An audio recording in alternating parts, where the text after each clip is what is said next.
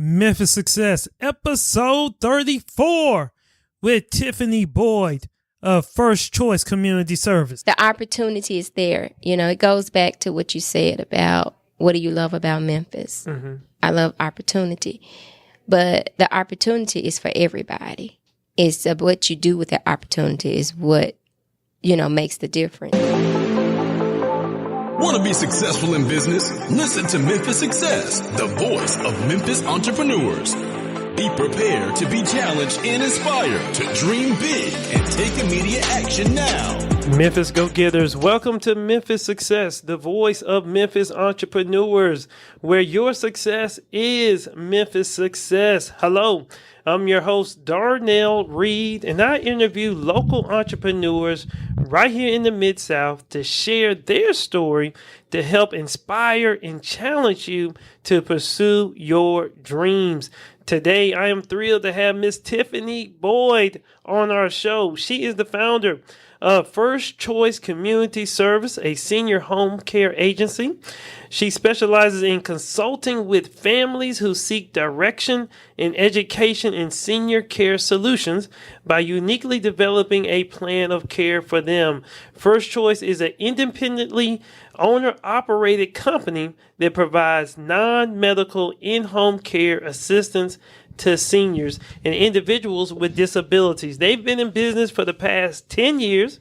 Now, guys, Tiffany is a Memphian and a proud graduate of Tresvant High School, home of the Mighty Bears. And guys, look, I've known Tiffany for several years, just always been, just thrilled and amazed at the amazing things that they do with their business. So, look, I just had to have her on the show.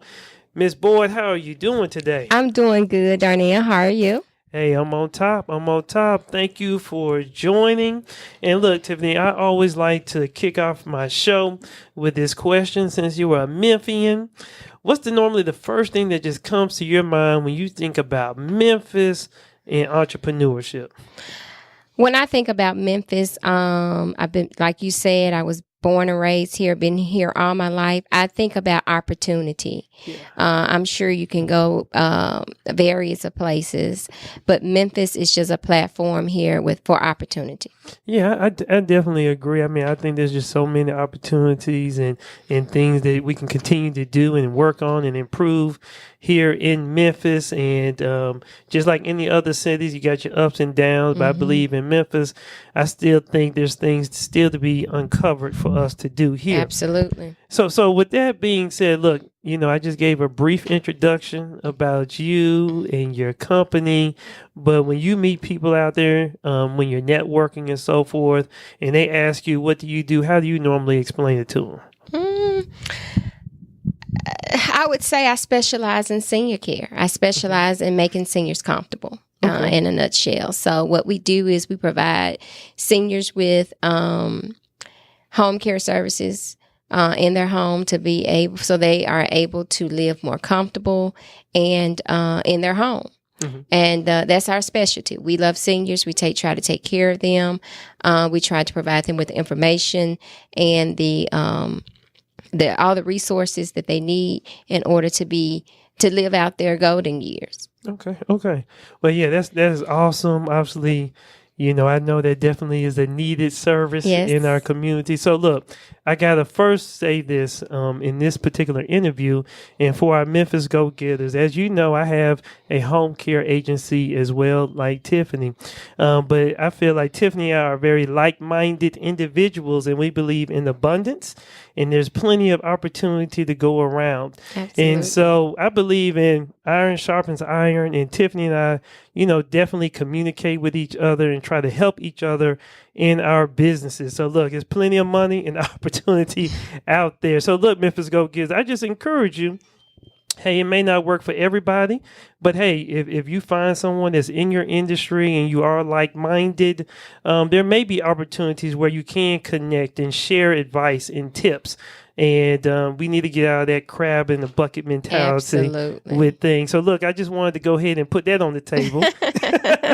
said, man, she got the same business you got. Which is huge because you find a lot of home and health agencies or just business in general that don't believe in sharing information. It was very difficult for us to get started. No one was really willing to help us. So we started, and hey, I believe that what's for you is for you. Right. Can't nobody take that from you. So why not? Right. Awesome. Well, that's why I got you on the show. All right. So with that being said, look, everybody has a beginning. So if you can, just take us back to the time when you really decided to take that leap of faith to become an entrepreneur and what was going on in your life. I know you and I briefly spoke a little while ago. So if you can, just tell us about how you even started to become an entrepreneur and what was even, causing you to want to do that. I think I could not take credit for that. That came from my parents. Okay. Primarily, my dad. My dad always instilled in us to have our own. He worked various jobs, started off an International Harvester and Army Depot, and he started off with jobs, and they were not promising. So he knew that in order to really be able to make a decent living and to be able to for it to be long term, you had to have your own. Right. And so he instilled that in us very early in life. And I started in being an entrepreneur first when I opened up a shoe store. Okay. That was my first thing. And he was the one that pushed me to do that. And you talking about you were in Dallas? Yeah, we were in Dallas. So we were in Dallas, and me, my mom, we're avid shoppers. And we were out shopping, and they had these shoe stores out in Dallas, and they were a one-price shoe store. Okay. And he was out there waiting on us, getting agitated, and his wheels turning. So he pulled me to the side, and he said, "Tiffany, I think you all could take these shoes back to Memphis and sell these shoes." And I said, "Huh?"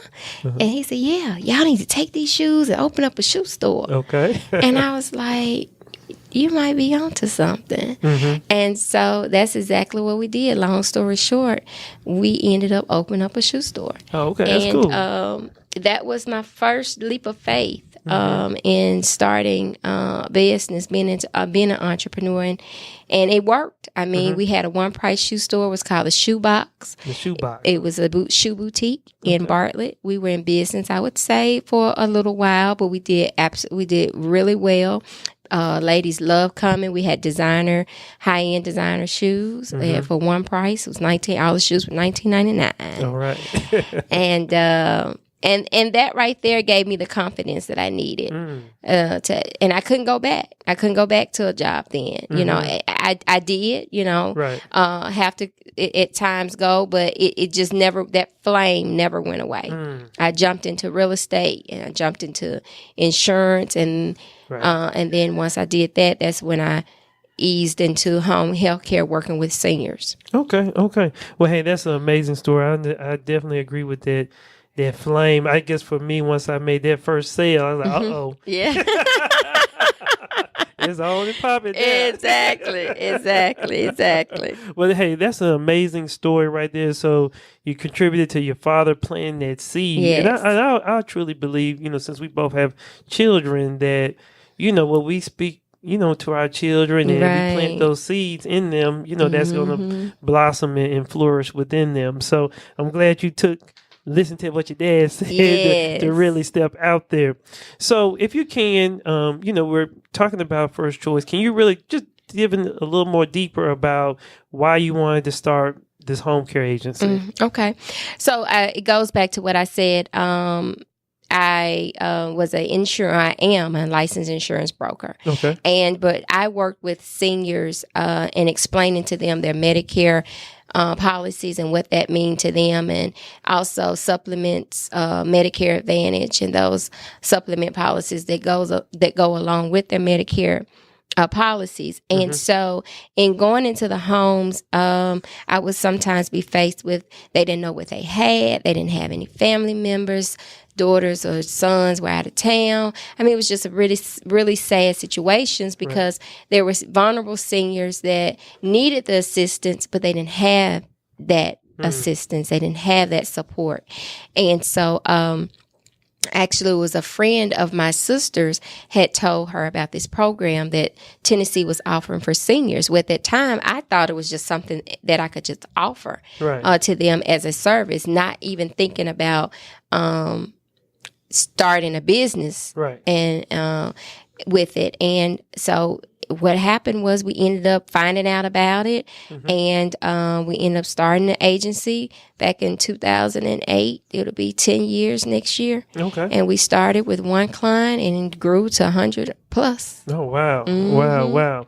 Well, that's definitely amazing. I know you guys are making a tremendous difference in the community and servicing, those seniors. So definitely just seeing that opportunity, I guess from your previous experience with the shoes gave you that confidence to start another business opportunity. Absolutely. So that's great. So look, a lot of times people think with entrepreneurs, we're flying around in jets and maybe one day. Right. But, they always think, everything is rosy. No. And, I know you and I have talked about some challenges that we've had, in the home care industry. But just if you can you just tell us just one of your biggest challenges or disappointments as an entrepreneur, and just how you were able to just bounce back from it, and just any lessons that you may have learned from it? I would say probably one of the biggest disappointments is the lack of finding people that actually want to work. Yeah. The opportunity is there. It goes back to what you said about what do you love about Memphis? I love opportunity. But the opportunity is for everybody. It's what you do with the opportunity is what, makes the difference. And we've offered several opportunities for people to be employed. And I think the biggest disappointment is trying to gain good employees and retaining them. I think some of the things that we're faced with, some of the laws, and when it comes to unemployment laws and different things that benefits that kind of prevent employees from really wanting to work. They find other areas where they don't have to work, and that is probably one of our biggest challenges. Is retaining employment.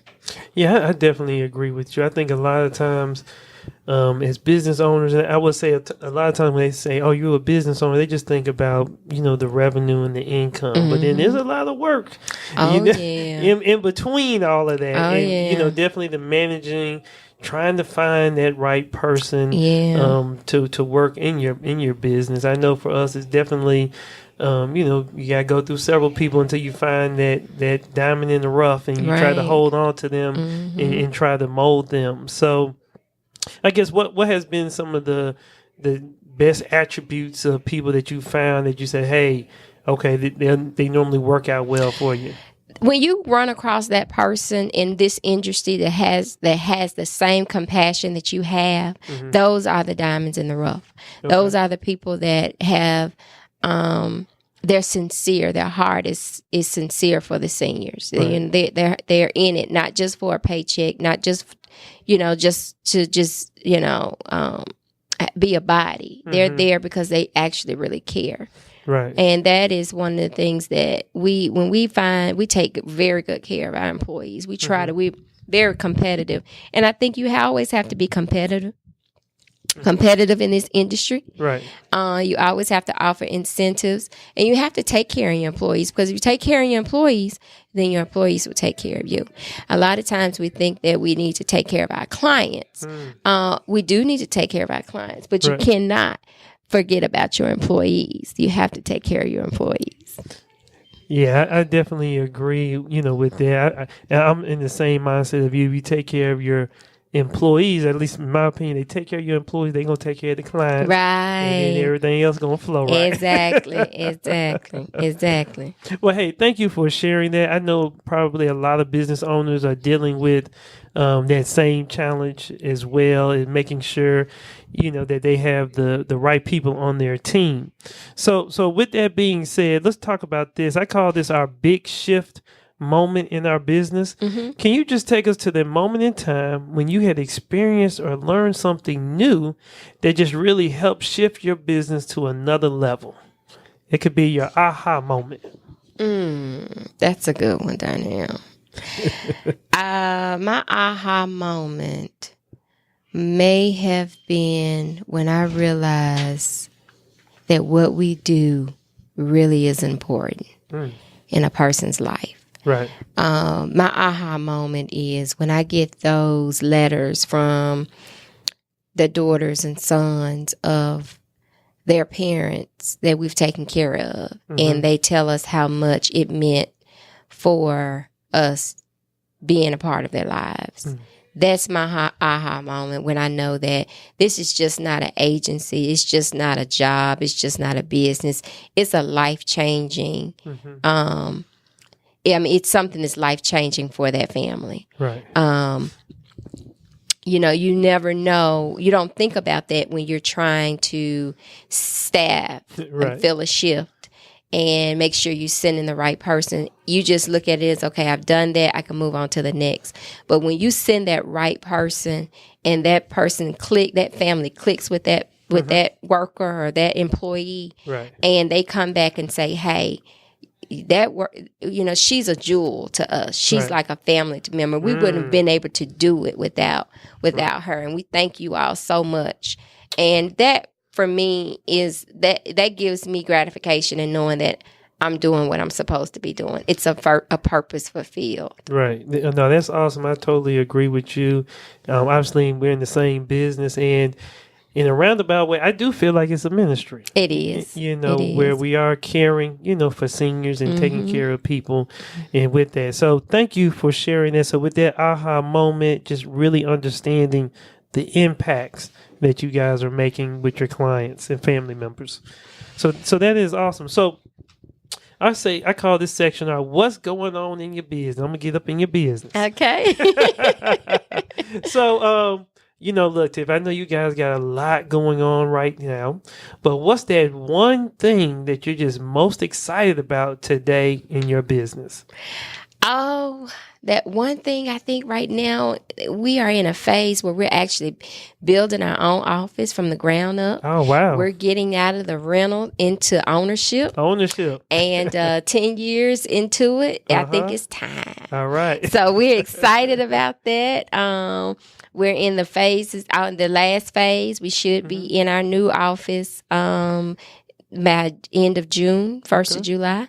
So just, it's just a lot of work picking out everything, from the doorknob to the to the carpet to, the faucet. But hey, when it all comes together, it's going to be great. We're going to have an open house. I say open house, not grand opening. We've been open for 10 years. So it will have a big celebration. But next year we're going to have an even bigger celebration because we'll be actually celebrating 10 years in business. Oh, wow. Congrats. Well, first of all, congratulations. Thank you. On getting your new building, moving from renting to owning, and then more importantly, 10 years in business. Yes, that's such a blessing. Yes, it is. I don't know the exact numbers, but, there's some statistic out there that says a lot of businesses fail, within the first 2 years. And so just to see you guys at 10 years now, that's truly a blessing and just amazing. I think obviously it goes to the hard work and dedication that you and your team have put together with your company. So once again, congratulations on that. Yes, God has definitely been good to us. We give him all the glory. It's nothing that we did on our own. We definitely understand how we got here. We understand that it was him that gave us the favor. There are a whole lot of agencies out here that have been around as long as we have, but they have not sustained. There are some that are new that have not. So we know that it's just him equipping us and giving us what we need to be able to do what he have us to do. And this is All right. This is what we're doing. All right, you're going to have me shouting in here. All right, guys, look like Tiffany ready to break out running. All right. So let me ask this question. So, a lot of times, as business owners, we can get down into the tactical weeds of things on a day-to-day basis. But if you think about 3 to 5 years out, what's kind of your long-term vision for your business? My long-term vision is to diversify. Okay. I'm always looking at things and ways and areas. We do non-medical support. Mm-hmm. There are so many other areas that we can tap into in the senior market. Diversify, Right. adding skill services, Right. medical staffing, senior concierge, care homes, assisted living facilities. I mean, just a whole vast of things that in the next 3 to 5 to 10 years that we were planning to accomplish. Everything that we do now is just laying the foundation for our generations, for our kids to come behind us. I have college students that's out there. Right. I'm hoping that they'll go get out there, get an education, come back and take the baton and take it on to another level. It doesn't stop. I think senior care is going to be around forever. Yes. It's a need. And that's what my plans is, to just diversify, to just move forward deeper into what we're doing. Right. That's one thing that I guess you and I have talked about. And look, Tiffany, that's why I like you, and we like-minded. The point that you really hit home for me, obviously the diversification is very key, to have multiple streams even within your business. Right. A lot of times people think about multiple streams. We think about you got your job and then trying to get another business or a side hustle. But even within your business, you need to be thinking about having multiple streams of income coming into your business. And then the second point, especially since I'm a new father, we talked about legacy, and you talked about your son and your children, and want to have a company that you can allow your children to come down, come in if they want to continue to take it to another level. And me personally, I believe that's how wealth is really created and passed on, versus, unfortunately, a lot of us having to start from the beginning to try to get it. Where if we can set up a business and opportunity for our children to come and continue to grow. I always say I want to have that Johnson & Johnson type of family. That's what I'm talking about. What you say. Yes. They can talk about, great grandmama Tiffany set this thing up for us. Way back in 2017. Yeah, you're right. And that's what happens. And, kids and families, they get that jump start off the hard work and the foundation that their parents and grandparents and great grandparents laid. And that's what this is. This is what it's all about. My mom, my dad, they tell us that, they say everything that we do now, for you all, everything that we do now is for you all. I say the same thing. Everything that I do now is for my kids.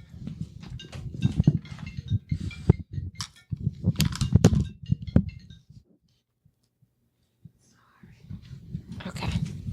Yeah, we good.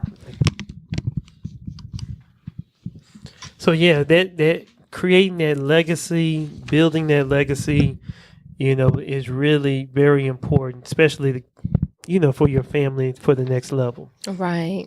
So with that being said, look, I call this our lightning round of questions. You can answer them as briefly or as in depth as you like. Okay. So with that being said, we talked a little bit about your start, but was there anything holding you back from wanting or becoming an entrepreneur, and just how were you able to overcome that?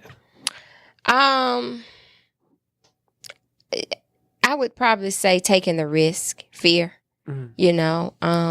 fear of just not knowing what to expect on the other side. You always, you know, go to school, you go to, and see, I didn't go to college. That's another thing that I'm not afraid or ashamed. I went to Shelby State. I went to State Tech at that time, but I didn't finish. And that was one of the things that that for me held me back. I thought it was going to hold me back. Right. But I tell people I went to on the job training. Right. Because I did 10 years of corporate in a corporate America before I ended up. And that gave me everything that I needed, everything that I thought that I would need in a college classroom. I got it on the job. Well, hey, thank you for sharing that, because there may be someone listening right now, you know, who, you know, hasn't went to school or not planning to go to school. And, you know, I just believe you're a prime example of someone who can continue on and be successful without having that, you know, that degree. Right. No, I didn't. I didn't go. That's one of the things that I regret. But hey, God saw fit to still allow me to be successful without it. Right. And I just feel that if you take on the opportunity that's given to you, learn every stage and every area that we have in life, that we go through in life, every season, you're always going to learn things, whether that's in a classroom or whether that's from someone that you're around, you know, someone, a job or anything. Take everything that you learn and apply that and hold on to it, because you never know. It could just be something that God is using to give you for your future. And I didn't know that. Back then I was a administrative assistant for executive vice VPs of Storage USA, a VP of Harris, VP of I can't even think of the name of the company. But anyway, I was an executive administrative assistant for 10 years. And at that time, I didn't even understand why I was even doing this. But everything that I learned, I've applied it to my business. I was taking care of their business and didn't even know I was doing it to get ready for my own. Hey, that's a testimony right there. Yeah. You ready to preach? Yeah. Yeah, but that's true. That's real talk. I was. And so, and who would have ever thought? You know, Tiffany, you know, administrative assistant. Now she's an entrepreneur of one of the largest non-care home medical agencies in the Mid-South. So that's why I said, you know, you have to take what you learn and apply it and use it when the opportunity comes. Well, awesome. Well, hey, thank you for sharing that story right there. That's awesome right there. And I know that probably has helped a lot of our listeners who are listening right now. So if you can, what has probably been the best advice you have ever received? The best advice I have ever received was probably from my parents. You know, they always told me that I was a winner. You are the prize. You are smart. You are intelligent. They always gave me high self-esteem. Okay. And so, and I think when you have self-assurance, you can do almost anything you want to do. Right. Okay. So look, I know you motivated. Is there anything that you like to read, watch, or listen to that keeps you inspired? No. What I read and watch is not inspiring. I'm like reality TV. I'm just gonna keep it real. And I don't read. Okay. That sounds good. So let me ask you this. So I know don't you got an iPhone? I heard it buzzing. Yeah. So is there any app or tool that you use that just helps you be more productive from a business standpoint? Google. Okay. I use Google apps. All right. Cool. So let me ask you this. Do you have a particular quote that just or a mantra or something that just always kind of, you know, that statement out there that just keeps you going? I have a particular Bible verse that I always think about. I can do all things through Christ who strengthens me. Okay. And that's so true. Yes. I feel like I really feel like that you can do whatever you want to do through Christ, because he's the one that gives you the strength to do it. Right. I totally agree with that. So let me ask you this. I call this my tougher question. Now, if you were starting all over again, and if you had $100 Okay. And this $100 really just represents time.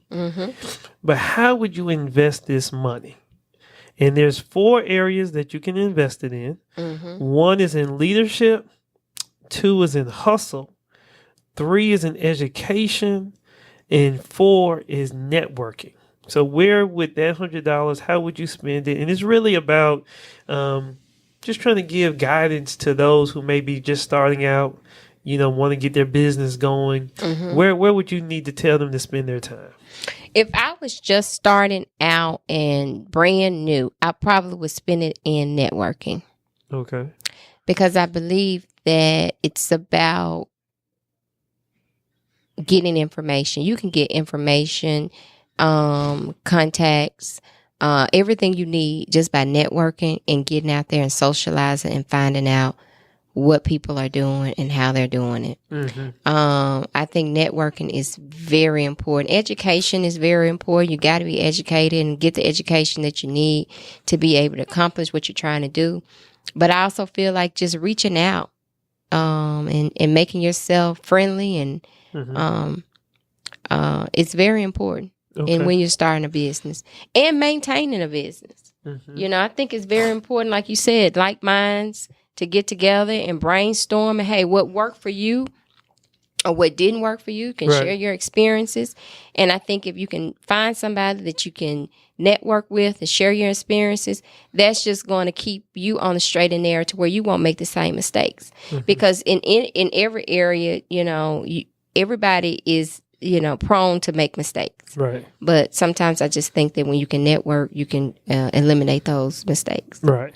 Miss those potholes. Exactly. You're like, look, man, I've been down that road. Don't go that way. Right. So with the $100, would you put would you spend $60? Okay, so I would probably put like $50 in networking, and I would let me go back.